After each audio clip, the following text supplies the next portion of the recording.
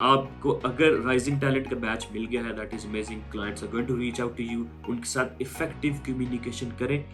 उनके साथ इस तरह की कम्युनिकेशन करें कि वो जब आपके साथ बात कर रहे हैं तो they feel like you are the one. ये कम्युनिकेशन भी, ये इससे इम्पोर्टेंट फ्रीलांसिंग में मेरा नहीं ख्याल कोई चीज़ है वैसे, क्योंकि क्लाइंट्स जब आपको मैसेज करते हैं तो वो 10 बंदों को और भी साथ मैसेज करते हैं। So the speed of response is extremely important. मेरा ख्याल है मुझे जो ऑर्डर्स नए मिलते हैं उनमें से शायद 20% इसी वजह से मिलते हैं क्योंकि I am the first one two respond. और फिर वो आगे से उनकी they start a chat with you, they ask you question, you ask them questions, and within 30 minutes or an hour you decide on the budget, the timeline, the scope of the order। और इस तरह की meeting अगर कहते हैं कि हमारे साथ जूम के ऊपर मीटिंग करो, but the idea is the communication needs to be very active। this is not to say कि हर क्लाइंट आपके साथ इसी तरह करता है कि वो आधे घंटे के अंदर ऑर्डर दे देगा from the time they started messaging you, क्योंकि कुछ टीम्स होती हैं they need to discuss as well. लेकिन काफ़ी क्लाइंट्स ऐसे होते हैं जो उसी टाइम रेडी होते हैं, बिकॉज अगर वो उस प्लेटफॉर्म के ऊपर आए हैं इतनी एनर्जी लगाकर और फाइंड कर रहे हैं different sellers, they are out there to place an order. So effective communication,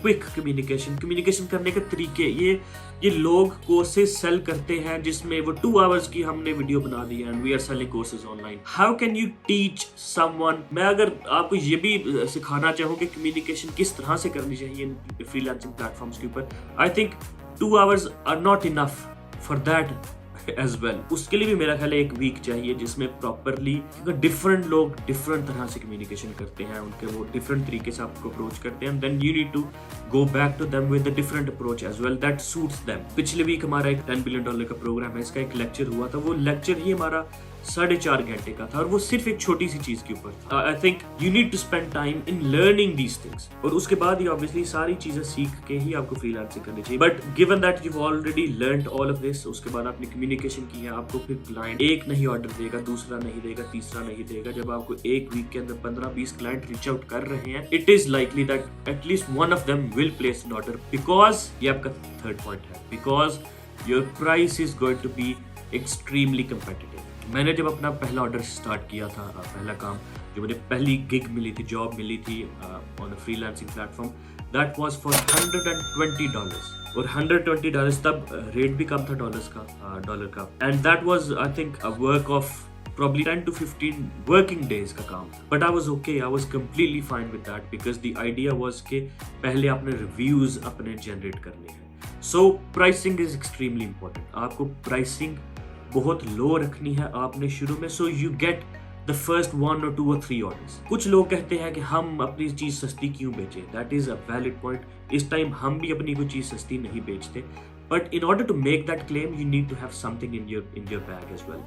ये नहीं हो सकता कि आप सोचें मैं $20 ही पर आवर चार्ज करूंगा और आपने अभी तक कोई काम नहीं किया। ये बातें मोस्टली हैं 1 साल, 1.5 साल, 2 साल के एक्सपीरियंस के बाद, आपकी प्रोफाइल हो, 200-400 रिव्यूज हो आपकी प्रोफाइल के ऊपर, फिर लोगों का ट्रस्ट होता है and they are willing to pay you more. In the beginning, in the start, go for the lowest possible offer और उनको सबसे कम प्राइस दें, सो दैट अगर किसी ने ऑर्डर नहीं भी प्लेस करना, आपकी प्राइस देखकर ही वो आपको ऑर्डर प्लेस करे। सो आपको अगर ऑर्डर मिल गया है, अब उसके बाद आपने उसको डिलीवर करना है बहुत अच्छी क्वालिटी के साथ। This is everything. अगर आपने पहले 2-4 ऑर्डर्स अपनी अच्छी क्वालिटी के साथ डिलीवर नहीं किए, आपका अच्छा खासा जो फ्रीलांसिंग का बिजनेस जो सालों साल चल सकता था, वो बंद हो जाता है शुरू में ही।